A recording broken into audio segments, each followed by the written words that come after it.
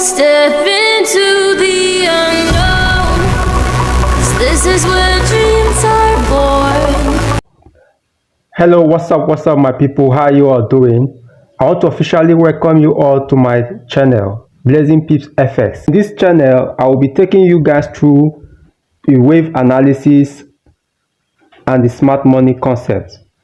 So what this channel is all about. I'll be teaching you guys how you can use the wave analysis and the smart money concept to get the directional bias of the market. Today we want to look at the directional bias of the market, how to determine the directional bias of the market. This is a full strategy that I'm going to be teaching you people. When we talk about the directional bias of the market, we are simply looking at the trend of the market. Is it bullish or bearish? Our physical eyes, we can see that the market is currently in a bullish trend. The reason is because we are making a progressive higher highs and higher lows. So that is what signifies that this trend is bullish. Another feature that you can use to identify that this trend is bullish is because the lows are protected. You can see it over here. The lows are protected, but we are subsequently breaking the highs, as you can see over here on the chart. These are the features that tells you that we are in a bullish trend, whereby if we are in a bearish trend in this manner, you can see that the lower highs are protected while the lows are broken. This indicates that the trend is bearish in this case. These are the criteria you can use to identify a bullish trend and a bearish trend. That is it about the directional bias of the market. Previously, we have seen how we can identify the directional bias of the market. Moving forward, we are going to look at wave analysis. We said that the market moves in waves. For the market to move in waves, we will see a movement of this nature. That is a wave-like movement or a wave-like structure, as the case may be. For us to confirm the wave-like movement of the market, we will now look at the monthly time frame, which we can see currently on our screen. In the monthly time frame, we can see that the market moves with this pattern. It gives us a higher high over here and a higher low. We have another high and we have another low. And the market proceeds to give us another high that broke structure over here. We have not confirmed this high yet. The reason is that we have not taken out inducement that is sitting around this region over here. The market is still giving us a progressive higher high. Until the market comes back to take out this inducement, then this high will be confirmed. If we want to check what we have using the wave analysis tool, you go to your toolbox and you locate Elliott motive wave. Is this Elliott motive wave that we can use to confirm how many waves that we have made so far. If we start counting, we will say that this is wave 1, wave 2, wave 3, wave 4, and wave 5 is still in the making. This cycle is not yet complete. Now, talking about cycle identification, where we will learn how we can identify the cycle of the market. In this case, we just have to note that the cycle is not yet complete. Because after a cycle completes, we want to see a correction. We want to see a correction in this pattern, just like we saw here. So this is a higher degree cycle that we are building. We are building a higher degree cycle over here. We'll use a massive correction to confirm this cycle. just as we have seen over here. By this illustration, this is how we can confirm our wave analysis. Now, in the wave analysis, we also have what we call the impulse wave, which is this, okay, and the corrective wave, which is this. We also have another impulse here, and we have the correction. We have this impulse also. We are yet to see its correction. That is how the market is moving. Okay. This is what confirms the wave-like structure of the market. We are breaking the highs.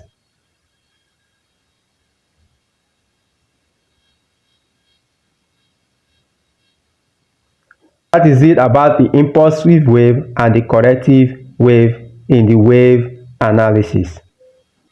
Previously, we have seen how we can identify the wave of the market using the impulse and the corrective wave. Moving forward, we want to see how we can identify the cycle of the market.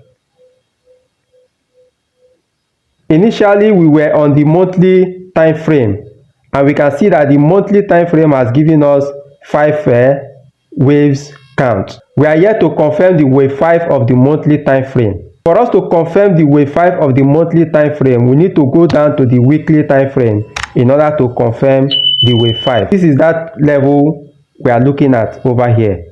So that is the wave 5 level. By this, we will now go to the weekly time frame so we can check how many waves that we have made so far in the weekly time frame. If we come to the weekly time frame, we can see that we have wave 1 over here, we have wave 2, which is the pullback, we have wave 3, we have wave 4, and we have wave 5. After that, we saw the correction.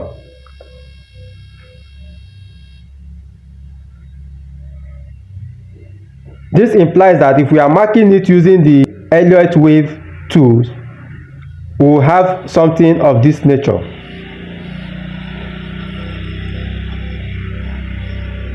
One, 2, 3, 4, and 5. What does this imply? It implies that this cycle is complete. As usual, we know that the market makers are the people that determine where the market will go next. Since the cycle is complete, obviously we saw this correction. For the market makers to determine the next action of the market, we can see that they are still pushing the market towards the upside. We will not ask them why. We will not ask them why. They are the movers and shakers of the market. Wherever they move the market, we follow. In this case, we are seeing that they are progressively moving the market to the upside. What do we have to do? We just have to follow the trend. Currently, this is the level we will be focusing on, which is this level over here. That is the level we'll be focusing on in order to get the direction of the market. We have seen that this circle over here is complete. Now let's look at this circle that is forming over here. Okay, that is the circle, and that is the level we'll be looking at progressively until we see a change in direction. Then we follow with the trend. This will take us to our trend following principle. In this level that we are talking about, we can see that the market is still in a bullish trend. Therefore, first of all, we want to confirm the wave of the market. Let's mark out the wave of the market. The market make a push to the upside, give us a pullback, another push to the upside. We saw this pullback over here, and we saw this final push to the upside. Okay, but meanwhile, I want you to understand that when the market was making a push to the upside, it don't just go direct in one phase. We saw this push, we made a pullback before we made this final push. So this level acts as what? Inducement. We will get to know about that when we get to inducement. After that, we saw the market giving us this beautiful correction, which is the corrective wave. Okay, let's see if actually that wave was complete. Let's go back and use our Elliott wave tools. How do we mark it? We say this is wave 1, this wave 1, wave 2, wave 3, wave 4, and wave 5. You can see that the cycle was complete over there. So you can see how we are moving gradually into the market analysis using our directional bias. All what we are studying so far is based on the directional bias of the market, how to determine the directional bias of the market by following the trend. Let's look at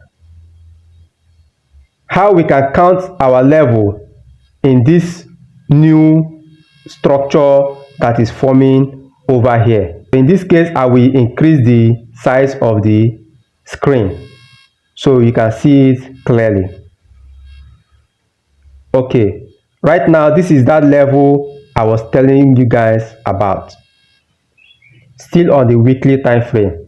Because after the level was complete, that we begin to see this correction. Just like I told us, after we have a complete cycle in this format, we need to see a correction that corrects the whole cycle. This is what we have learned so far in cycle identification. On your own, I indulge you to go to any time frame of your choice and begin to mark out these cycles, following the directional bias of the market, just as we have learned so far. Still on our directional bias, finally we'll be looking at trend following principle. When you talk about trend following principle, originally we have noted that this is a bullish trend. Now that we have successfully identified that we are in a bullish trend, how do we take a trade in line with the trend, which is in this case a bullish trend? This will allow us to be taking trade at this point in the market.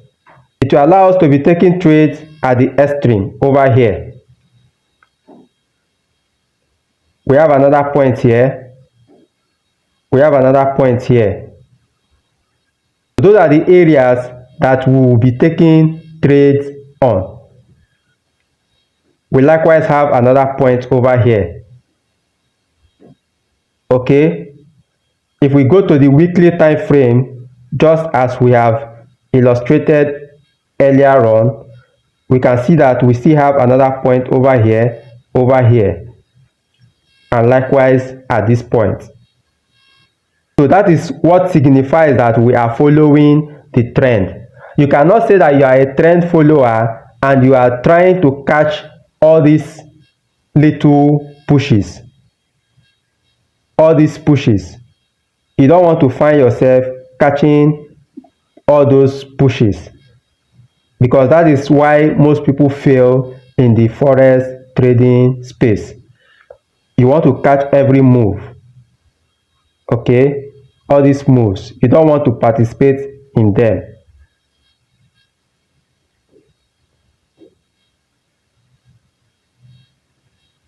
Okay, look at it.